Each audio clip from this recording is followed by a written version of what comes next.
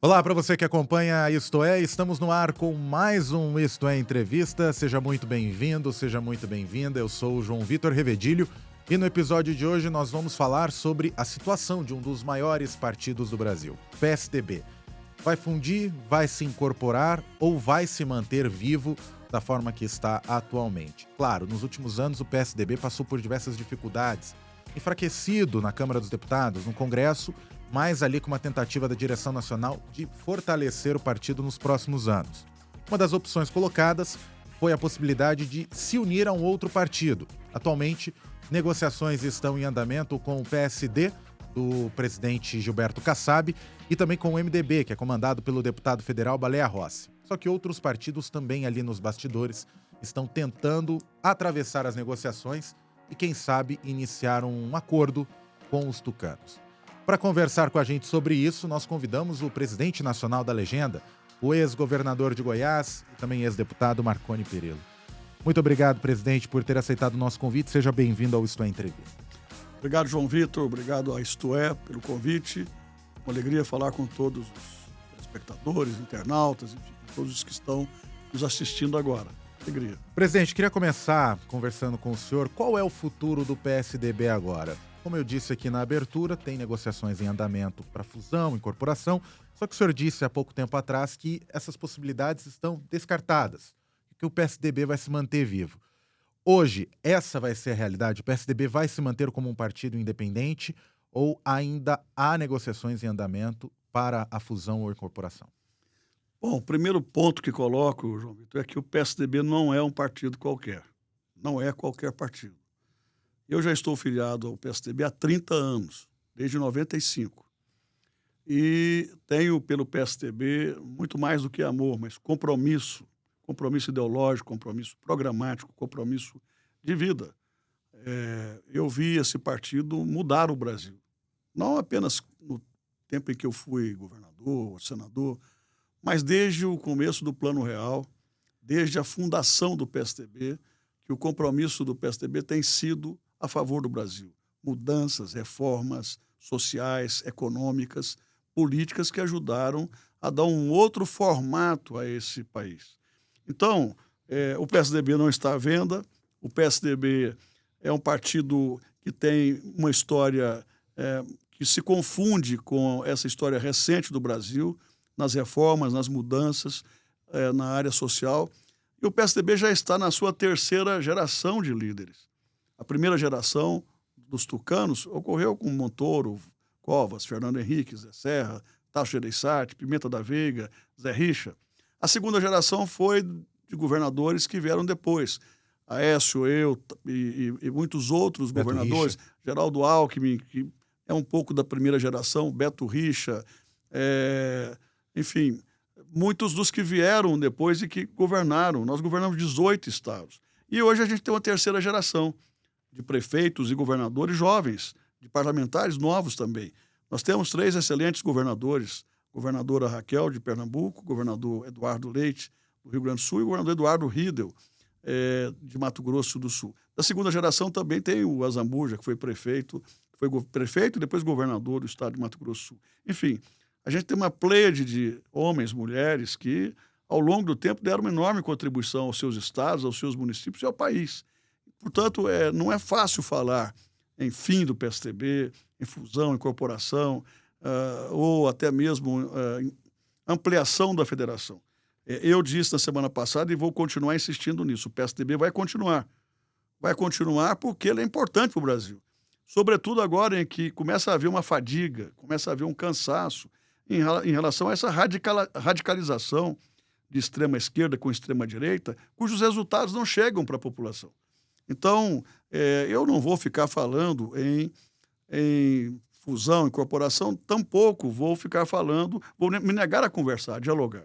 O PSDB é um partido plural. Não é porque eu sou presidente que eu mando no partido, que eu dito as normas no partido. Não é assim que funciona o PSDB. Eu devo ser o 25º presidente do PSDB ao longo da sua história. O PSDB é um partido que faz rodízio de presidentes.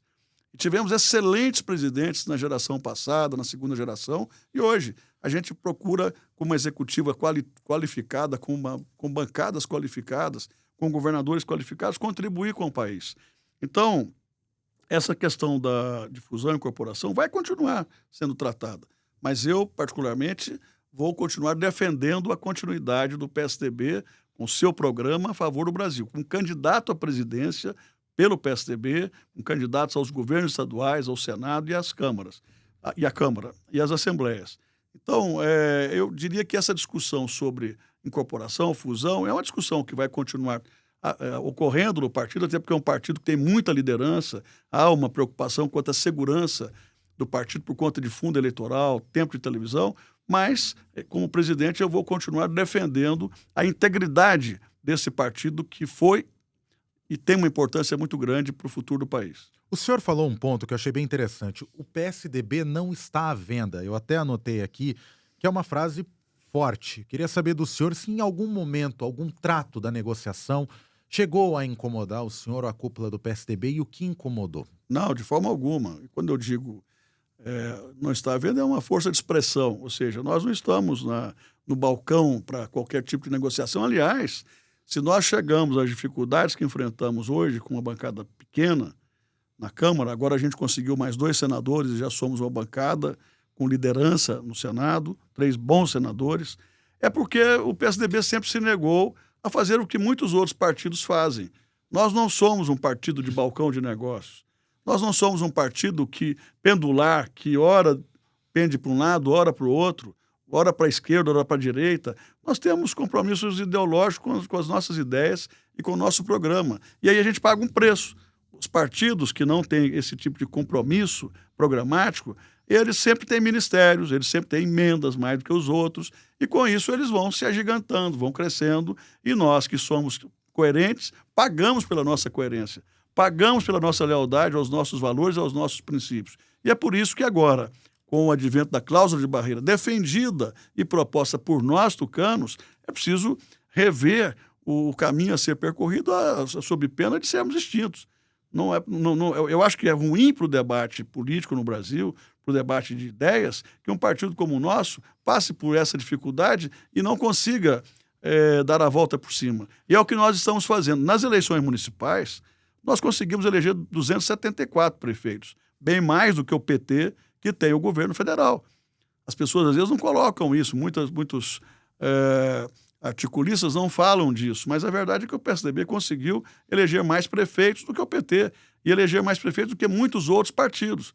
Então, na eleição municipal, a gente já fez um esforço para continuar como partido, oferecendo ao país ideias, porque esse é o nosso compromisso. E não só ideias, exemplos de boas gestões, de bons programas implantados, não só nos governos FHC, mas nos nossos governos estaduais e nas prefeituras que administramos.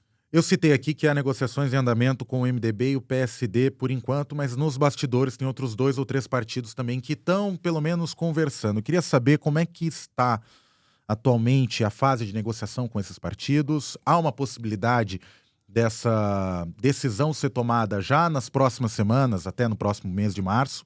E eu queria saber quais são as condições do PSDB para se unir ou até mesmo fundir o partido. A exceção do PT e do PL, que são os partidos mais extremados hoje, todos os demais procuraram a gente. Todos os demais têm procurado a mim e procurado aos nossos líderes no Congresso Nacional e aos governadores.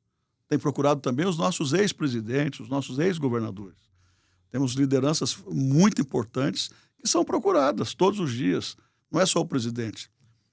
Aécio Neves, Tasso Gereissati, os nossos 3 governadores, Pimenta da Veiga, Zé Aníbal, que foram presidentes do partido, Teotônio Vilela, Zé Serra, enfim, todas essas figuras são procuradas, porque são importantes, têm relevância, além, é claro, dos nossos 2 líderes na Câmara e no Senado e dos nossos parlamentares. Como eu já te disse, o PSDB não é um partido que tem dono. O PSDB é um partido democrático, a gente exercita a democracia interna, a gente exercita o diálogo interno. Então, nós fomos procurados por todos. Agora, nós vamos avaliar o nosso futuro com calma, sem pressa para poder tomar uma decisão de afogadilho e que possa comprometer o nosso futuro. Eu te diria o seguinte, a gente pode até chegar ao ponto de fazermos uma fusão. Pode ser que isso ocorra, eu acho que é até desejável, mas preservando o nosso programa, preservando as nossas ideias, o nosso ideário, preservando inclusive o nosso nome, salvo se a gente for buscar um outro nome consentâneo com a realidade, com a modernidade, e através de uma profunda pesquisa qualitativa, por exemplo. Mas a minha defesa é que o PSDB continue e, se a gente fizer algum tipo de movimento, que a gente preserve o nome. Ou seja, o senhor é a favor da fusão e não da incorporação? Olha, não é possível incorporação, porque boa parte das nossas lideranças, dos nossos fundadores, dos nossos líderes, não concordam com incorporação. Porque incorporação significa perder toda a nossa essência. Significa a gente aderir a um outro partido e deixar de existir. E o que os militantes, os fundadores querem é que o PSDB não deixe de existir. Eu acho que isso vai fazer bem à história, vai fazer bem ao nosso país. O PSDB tem 1.350.000 filiados atualmente, né, nesse momento. Então, é um número muito considerável de filiados. E uma militância que é forte no Brasil todo. 1.300.000, se eu não me engano, é o 19º maior partido do mundo, pelas pesquisas que eu fiz agora recentemente, antes dessa entrevista. Eu queria fazer uma análise pregressa. O PSDB foi criado ali no finalzinho da década de 80, foi dissidente ali da turma do Movimento Democrático Brasileiro, do MDB, e teve já a presidência da República entre 94 e 2002, já teve o governo do estado de São Paulo por quase 30 anos, com os governadores Mário Covas, Geraldo Alckmin e José Serra, além do João Dória, que foi o último governador do PSDB aqui em São Paulo, e também do Rodrigo Garcia, que no finalzinho se filiou no ano de 2018 e assumiu o governo do estado. Eu queria saber do senhor o seguinte, fazendo uma análise, o que aconteceu com o PSDB para chegar no nível de se cogitar uma fusão hoje? Porque o PSDB já foi um partido que teve a maior disputa, a maior polarização política até a entrada do Jair Bolsonaro na política nacional presidencial. Né, com o PT, PSDB e PT disputaram, acho que 4 ou 5 eleições diretas, assim, consecutivas à presidência da República, primeiro e segundo turno. Queria saber do senhor o que aconteceu na avaliação do senhor para o PSDB estar no estado que está hoje. Olha, a resposta mais adequada seria o fato de que nós deixamos de polarizar com o PT. Em 18, o PSDB saiu da polarização. E depois de 20 anos polarizando com o PT, disputando todas as eleições com o PT e, naturalmente, recebendo votos de centro-esquerda, voto de centro, voto de direita. À medida em que o PSDB deixa de polarizar com o PT, e por uma série de razões, o Brasil vivia um momento novo, o Brasil passava pela questão do petrolão, né, passava pela crise da Lava Jato. Vários dos nossos líderes fomos, de alguma maneira, afetados por isso e também por alguns equívocos. Na eleição de 18, por exemplo, o PSDB quis polarizar com o Bolsonaro. O eleitor do PSDB não compreendeu isso. Quando o PSDB começou a bater no Bolsonaro, o eleitor que era nosso, que era de direita, de centro-direita, imaginou que nós estivéssemos aliados ao PT e nunca fomos. É estranho até pensar isso, porque nós sempre fomos os antagonistas. Primeiro, o PT em relação aos nossos governos, aliás, um antagonista muito duro, muito radical, que foi contra a lei de responsabilidade fiscal, foi contra o Plano Real, foi contra as reformas, por exemplo, que colocaram o telefone celular nas mãos de todos os brasileiros, foi contra uma série de mudanças propostas pelo PSDB, contra o Fundef, etc. Então, e depois nós passamos a polarizar também com o PT, fazendo oposição ao PT no governo federal. Claro que não foi aquela oposição raivosa, aquela oposição que não considerava o que era melhor para o Brasil, mas fizemos oposição. À medida que a gente se equivoca em 2018, batendo no Bolsonaro e deixando de bater no PT, que era o nosso adversário, o eleitor achou que a gente estava meio que aliado, entre aspas, ou nos bastidores alinhado com o PT. Não era isso. Foi uma mensagem equivocada. E o nosso eleitor não perdoou isso. Tanto é que nós terminamos com cerca de 5% dos votos na eleição de 2018. E depois, em 22, quando o PSDB deveria voltar, o PSDB volta sem candidato a presidente. Concorremos apenas a alguns governos estaduais, com alguns senadores e alguns deputados federais. Elegemos uma bancada de 13 deputados federais. Então, não ter candidato em 2012, aliás, 2022, foi talvez o maior dos nossos erros. E olha que nós fizemos uma prévia democrática no ano anterior para escolher o nosso candidato. Eduardo Leite e João Dória disputaram, quase empataram a prévia. João Dória ganhou e, por uma série de circunstâncias, acabou renunciando à candidatura dele. O PSDB entendeu naquele momento que era melhor acertar-se com o MDB, principalmente por conta do governo de São Paulo, e deixamos de ter candidato a presidente da República. Na minha opinião, esse foi um grande equívoco. Já tínhamos cometido outros equívocos anteriormente, mas esses equívocos foram equívocos que nos levaram a essa situação difícil. Claro que nós acertamos muito também. Tanto acertamos que já estamos há 23 anos fora do governo federal e graças aos governos estaduais que realizamos, vários de nós, como eu já disse, administramos 18 estados desde a fundação do PSDB para cá, nós nos mantivemos como um partido que era uma alternativa do ponto de vista de programa, de ideias ao país. O senhor falou que o eleitor do PSDB é de centro-direita, mas no início do PSDB, quando o partido nasceu, o estatuto previa que o partido era centro-esquerda, mais ligado ao centro, mas centro-esquerda. O senhor citou que cometeram erros, né? Teve o erro, por exemplo, nas eleições de 2022, que não lançou candidato à presidência, erros consequentes até dos anos anteriores, mas alguns especialistas acreditam que o partido perdeu a sua identidade. O partido perdeu realmente a identidade? Ele se descaracterizou conforme o passar dos anos? João Vitor, só fazendo uma pequena correção, eu disse que o partido sempre teve apoio de eleitores da centro-esquerda, do centro, da centro-direita e da direita. Nós nunca tivemos apoio da esquerda, porque a esquerda sempre foi vinculada ao PT, aos partidos que sempre apoiaram Lula e o lulopetismo. Então, o nosso estatuto, na nossa fundação, o PSDB nasce como um partido social-democrata, comprometido com ideias econômicas liberais, privatização, desestatização, abertura do país aos mercados externos, enfim, abertura econômica, mas também comprometido com o social, com o enfrentamento à pobreza de verdade, sem demagogia, com políticas públicas sociais que pudessem emancipar as pessoas mais vulneráveis, enfim. O PSDB sempre teve esse compromisso, liberal na economia, desenvolvimentista e, ao mesmo tempo, comprometido também com uma linha social que pudesse contribuir no sentido da redução das desigualdades sociais e das disparidades regionais. Mas, hoje, eu diria, se você for fazer uma pesquisa junto aos líderes do PSDB, especialmente os que têm mandato, é um partido hoje mais de centro-direita. Isso não significa que eu seja disso ou daquilo outro. Eu sou uma pessoa que sempre estive no centro, mas e sempre tive sensibilidade social também. Os meus governos foram marcados por fortíssima sensibilidade social, mas muito forte também no estímulo econômico, no apoio à economia, à industrialização, à modernização econômica, à viabilização de instrumentos que pudessem dar competição aos estados, ao meu estado especialmente, pudesse garantir produtividade. Então, eu não estou fugindo dessa linha social-democrata. A gente vai continuar e a gente continua pensando assim. Então não descaracterizou o partido? Não, como eu te disse, é uma série de equívocos. Quando você deixa de ter um líder nato, esse líder era o Aécio em 2014.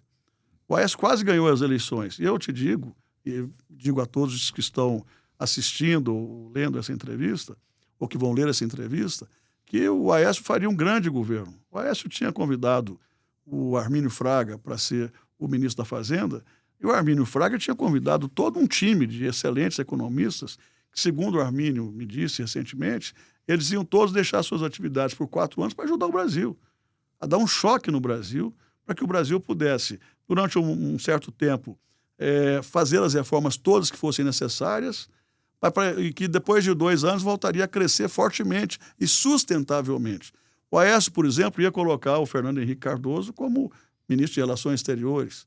Então, eu não tenho dúvida que teria sido um grande governo e que nós perdemos muito com a não eleição do Aécio. Depois veio aquela coisa toda do JBS com o Temer, com o Aécio. Isso, na minha opinião, também acabou prejudicando muito a nós todos. e prejudicando também o Brasil, né? Mas eu acho que o PSDB, modéstia à parte, faz falta ao Brasil. O debate de alto nível, o debate de ideias, e não só o debate, mas também a apresentação de propostas e de soluções, de entregas. O PSDB foi um partido de entrega. No Brasil, entregou as mais importantes reformas dos últimos 50 anos. E nos estados também foram governos de entregas, governos de criatividade, de iniciativas. Tem muita gente que fala, tem muita dialética, muito discurso, mas não entrega. E esse é um problema no Brasil. O Brasil está precisando de menos discurso e mais entrega. Eu vou voltar um pouco na história da fusão, porque nesta semana a governadora de Pernambuco, Raquel Lira, disse que deixará o partido caso não tenha uma solução. O ex-prefeito de Ribeirão Preto, que é um dos líderes, o Duarte Nogueira, também está seguindo pelo mesmo caminho. Inclusive, há um acordo verbal com o PSD. Essas declarações te preocupam? Há alguma pressão para agilizar as negociações de fusão internamente no partido? Desde que eu sou presidente do partido, que eu tenho conversado permanentemente, frequentemente, com todas as principais lideranças do Brasil.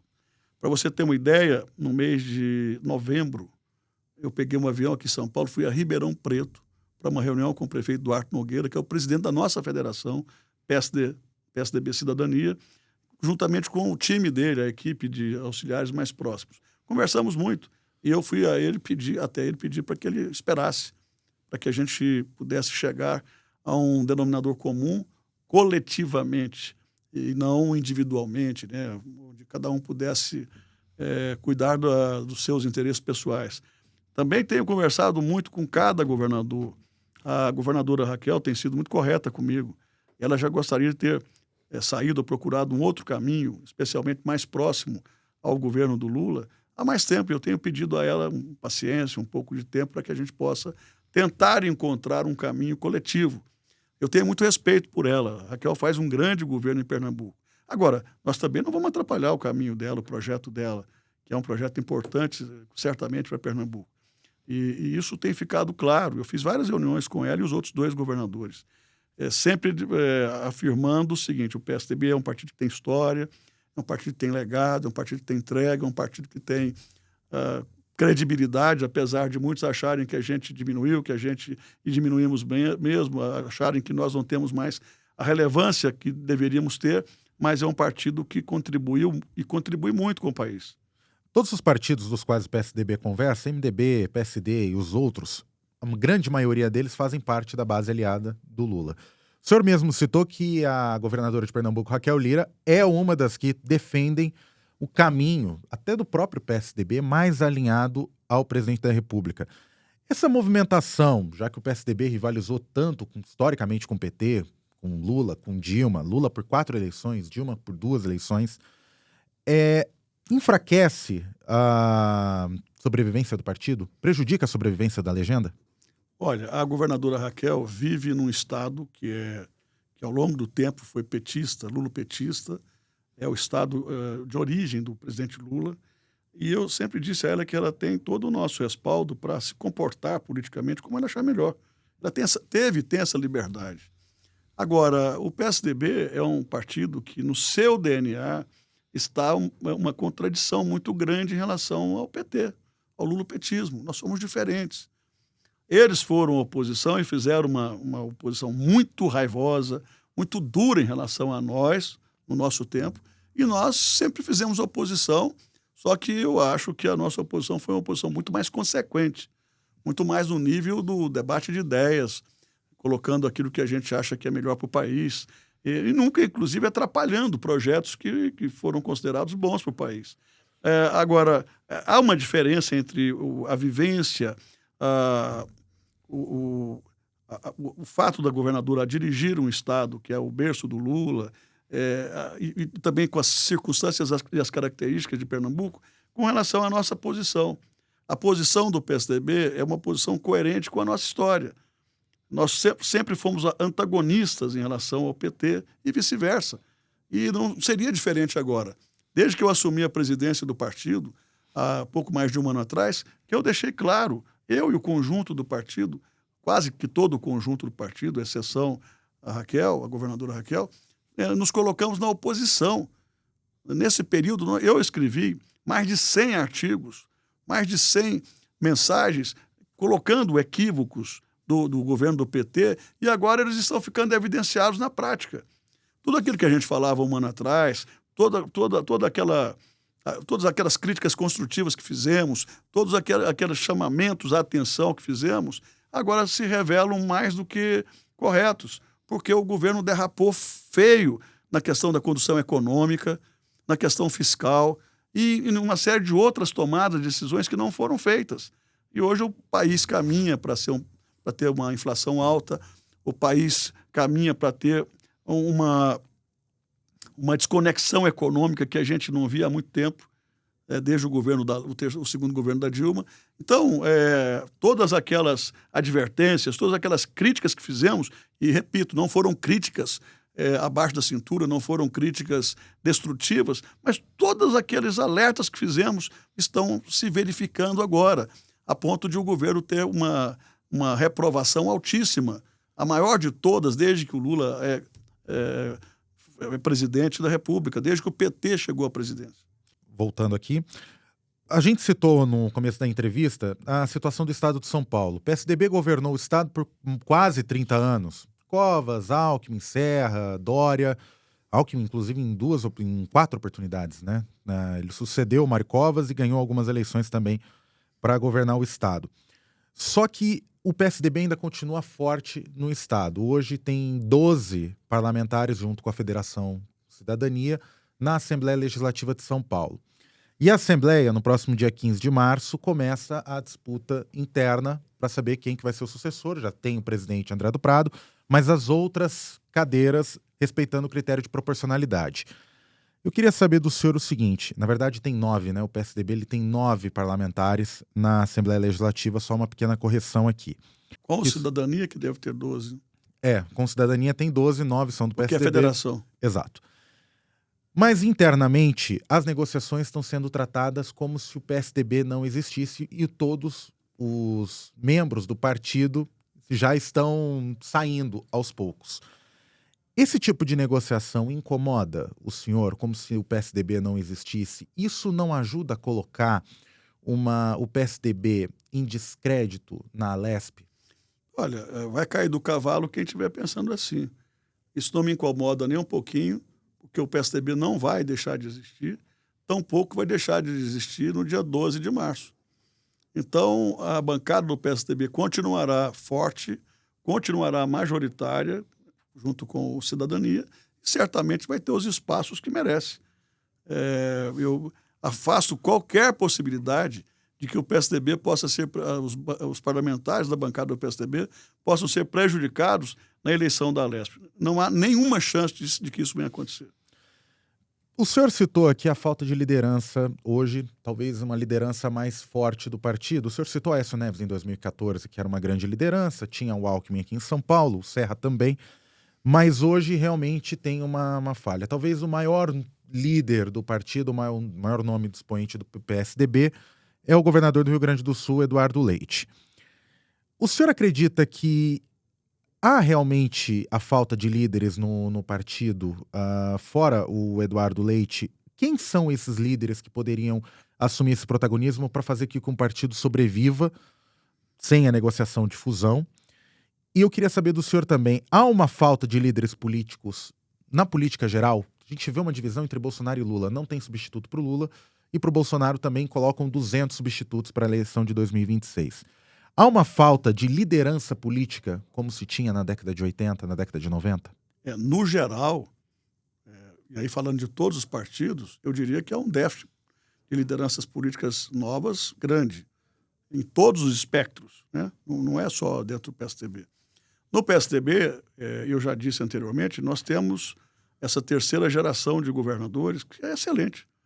Os 3 governadores nossos estão super bem avaliados, são bons governadores, realizam grandes governos e fazem grandes entregas.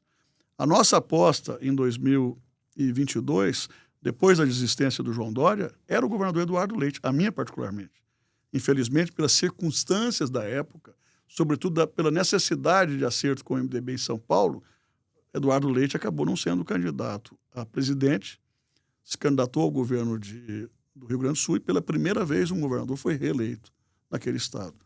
É, na minha opinião, uma das figuras mais talentosas do Brasil de hoje. É uma das lideranças de maior futuro no Brasil de hoje, porque ele é jovem, preparado, culto, competente, honesto, corretíssimo e é um governador de entregas.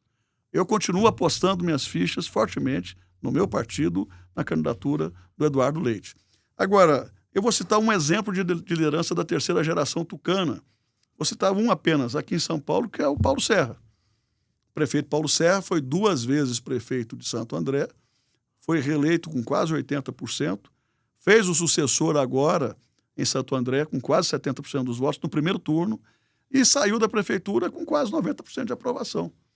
Então, esse é um tipo de liderança mais jovem que está renovando o partido.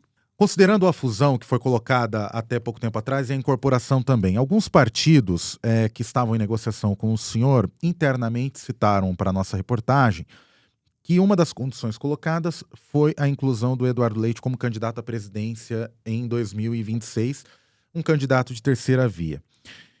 A gente sabe que o PSDB bateu muito nisso desde 2018 num candidato de terceira via, em 2022 principalmente, com o João Dória e com o Eduardo Leite disputando para ver quem seria o candidato do PSDB, consequentemente o candidato à terceira via acabou sendo Simone Tebet.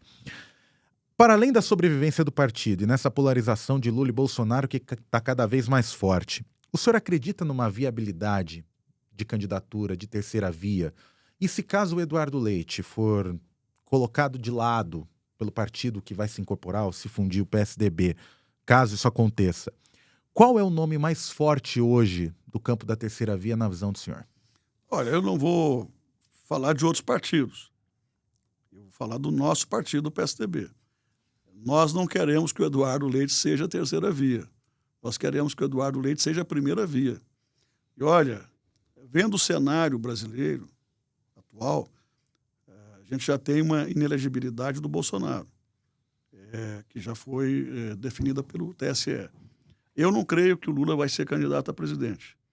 Se confirmar a não candidatura do Lula e a não candidatura do Bolsonaro, a gente vai ficar com um espaço enorme pela frente. Um espaço enorme de liderança, para o surgimento de novas lideranças. E eu acho que as pessoas vão se cansar dos extremos e vão procurar, no centro democrático, alguém que tenha equilíbrio, preparo, não só para governar, dialogando com todos os polos, e é muito importante que haja o diálogo. Na minha época, como governador, eu dialogava com todo mundo, com a esquerda, com a direita, com a extrema-direita, com o centro, com todo mundo, com todas as instituições públicas ou privadas, não governamentais do Estado. Eu acho que o Brasil está precisando de alguém que tenha essa capacidade de dialogar, de conversar com todos, para que a gente possa avançar em programas estruturantes e transformar o Brasil num país produtivo e competitivo. Então, eu trato essa candidatura do Eduardo como primeira via. E é assim que a gente tem que tratar, não é terceira via. Acho que a gente vai ter um espaço para o centro muito maior do que se imagina hoje. Na semana passada, o ministro Gilmar Mendes do Supremo Tribunal Federal, a gente vai citar aqui agora, a gente vai sair um pouco do escopo do partido e falar basicamente da pessoa do Marconi Perillo, do político, porque na semana passada o ministro Gilmar Mendes ele suspendeu uma investigação da Polícia Federal, em qual o senhor é citado, que envolve supostos desvios na saúde na época que o senhor foi governador entre 2011 e 2018. Eu queria saber do senhor se, em relação a essa investigação, uma análise sobre a decisão do ministro Gilmar Mendes, e questionar o senhor, até para o senhor falar aqui sobre exatamente o que aconteceu, se o senhor tinha algum conhecimento desses supostos desvios por parte de membros do seu governo, o senhor chegou a negociar com alguma dessas organizações diretamente? Olha, essa operação foi uma das operações de maior violência política já acontecida no nosso Estado e no país. Eu não tenho absolutamente nada com essa história, nada. Primeiro porque quem chama uma organização social para administrar um hospital não é o governador. Isso é feito através de um chamamento público, que é uma espécie de licitação, onde várias organizações se credenciam para participar. E elas passam por um rigoroso crivo, que inclui preço, que inclui certificados, que inclui capacidade técnica, que inclui qualidade dos serviços a serem entregues. Para você ter uma ideia, Essa organização citada administrava 2 hospitais. E, repito, ela entrou através de uma licitação, de um chamamento público, do qual participa a Controladoria Geral do Estado, participa a Procuradoria Geral, os técnicos de carreira da Secretaria da Saúde.